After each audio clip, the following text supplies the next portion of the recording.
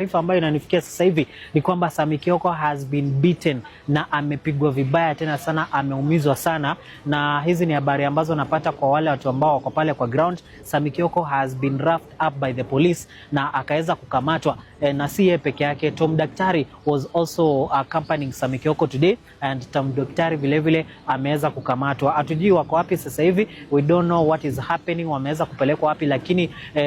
I can confirm to you that Sammy Kioko amepigwa vibaya tena zaidi, na it is not a good situation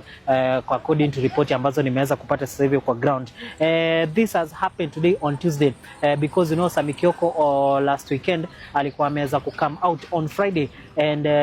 gave an ultimatum to Governor Wavinya Ndeti of Machakos County, akimwambia kwamba she has until Sunday kuweza kufinalize malipo ya uniform ambayo Sammy Kioko together with his sister na kampuni yao waliweza kusupply to the Machakos County government.